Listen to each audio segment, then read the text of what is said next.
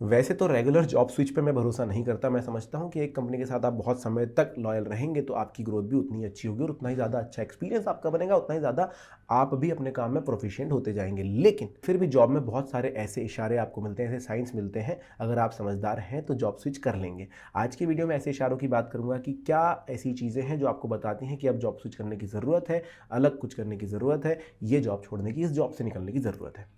तो सबसे पहली बात आती है दोस्तों इसमें इंटरेस्ट की। जैसे कि सभी लोग बोलते हैं अपने पैशन को ही फॉलो करो, ऐसा नहीं हो सकता, ये हम भी जानते हैं। थोड़ा सा लॉजिकल प्रैक्टिकल सोचेंगे तो समझ में आता है कि भाई काम अपना और पैशन अपना अलग अलग हो सकता है। सोचिए आपके इंटरेस्ट का काम भी नहीं कर रहे हैं और आपके फाइनेंशियल गोल भी कंप्लीट नहीं हो रहे हैं, तो दोनों चीज़ें फिर बेकार हो रही हैं। अगर आप अपने पैशन को फॉलो ना करके आप एक ऐसी जॉब कर रहे हैं तो आपका एक मोटो तो हो सकता है कि इसमें आपकी फाइनेंशियल गोल कंप्लीट हो, आपको अपना समय मिल सके, आज नहीं बट रिटायरमेंट जल्दी हो सके। अगर ये भी फुलफिल नहीं हो रहा है तो आप समझिए आप गलत काम कर रहे हैं, फिर आप अपना पैशन ही फॉलो कर लेते हैं। तो ये आपका एक पहला साइन है कि भाई आपका इंटरेस्ट भी नहीं है और ना ही कोई भी चीज़ उसमें से सही बैठ रही है, तो आपको जॉब स्विच करने की ज़रूरत है। थोड़ा सा खुद का वर्थ पहचानेंगे, खुद की स्किल्स को ऐसे लिख कर देखेंगे तो आपको समझ में आएगा कि आप बहुत कुछ कर सकते हैं, मार्केट में बहुत सारी अवेलेबिलिटी है। आप ऐसा काम कर रहे हैं जिसमें आपकी ड्यूटीज़ में मोनोटोनी है, यानी कि एक ही प्रकार का काम, एक ही प्रकार के असाइनमेंट्स आपको मिलते रहते हैं और डेली वही करना। ज़्यादातर काम यहाँ पर बीपीओज में देखे जाते हैं कि भाई आपको सुबह आना है, 150 कॉल लगाने हैं, कॉल पे बात करनी है, इतनी ऑप्टीज बनानी है, निकल जाना है। पर अब ये नहीं कहूँगा कि ये जॉब्स खराब होते हैं, ये शुरुआत में आपको बहुत सारी चीज़ें सिखाते हैं, कॉर्पोरेट वर्ल्ड में रहना सिखाते हैं, आपको टाइम का महत्व सिखाते हैं। पर बहुत लंबे समय तक अगर आप सेम ही काम कर रहे हैं तो आप समझिए कि आपकी ग्रोथ के चांसेस क्या हैं। आप वहाँ पर आप कहीं ट्रेनर बन जाएंगे, सुपरवाइजर बन जाएंगे, मैनेजर की पोस्ट तक बन जाएंगे, लेकिन उसके लिए बहुत सारे लोगों से आपको कंपीट करना है। आपके फ्लोर पर ही 400-500 लोग हो सकते हैं। और दूसरा ये कि एक ही प्रकार का काम है, आप सिर्फ रिपीटेटिवली वही कर रहे हो, तो कुछ नया सीखने के मौके आपके पास बहुत कम होते हैं। 1 से 2 महीने में आप पूरा पारंगत हो चुके होते हैं जो चीज़ आपको सिखानी है, उसके बाद आप लगातार बहुत समय तक वो काम कर रहे हैं, तो ये आपके लिए गलत हो सकता है। तो इस तरह के काम अगर आप कर रहे हैं कि जहाँ पर का स्किल सेट नहीं बढ़ सकता है, आपका मेंटल ग्रोथ नहीं हो सकता है, तो थोड़ा सा आपको सोचने की ज़रूरत है।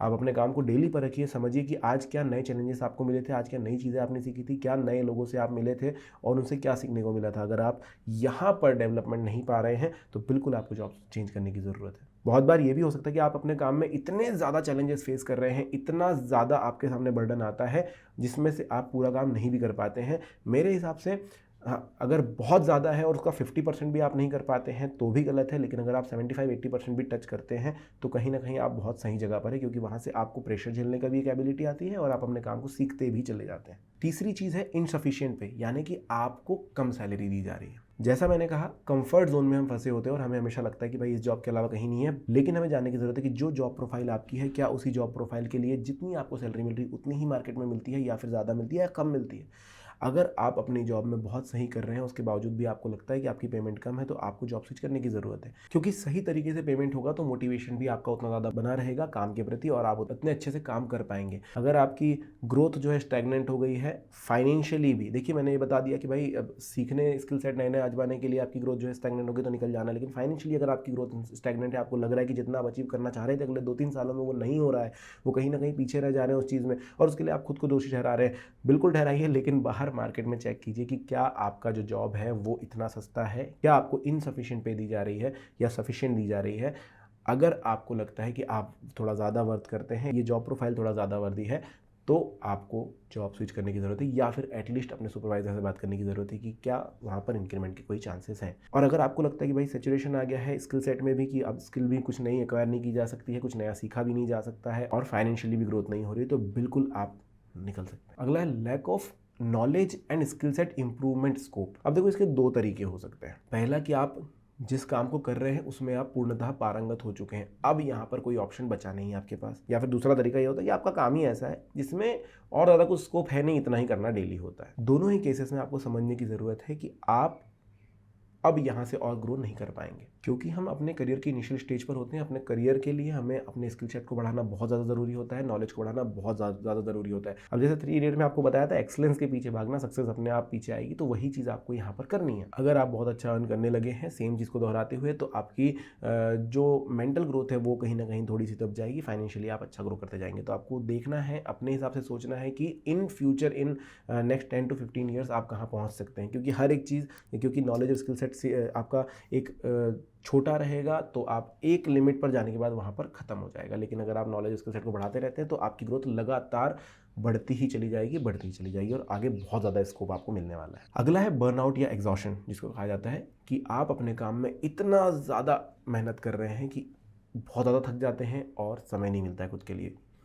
बहुत सारे लोगों को मैंने देखा है कि भाई पूरे हफ्ते में एक वीकेंड मिलता है जिसमें वो आराम करना पसंद करते हैं, क्योंकि इतने थक चुके हैं पूरे वीक में कि वही एक समय है जब बॉडी रिकवर कर पाएगी और ऐसे में आपकी बॉडी भी जो है बहुत जल्दी ख़राब होगी। तो आपको थोड़ा सा हेल्थ का ध्यान देना होगा, थोड़ा सा अपने लिए टाइम निकालना होगा, अपनी हॉबीज़ के पीछे जाना होगा।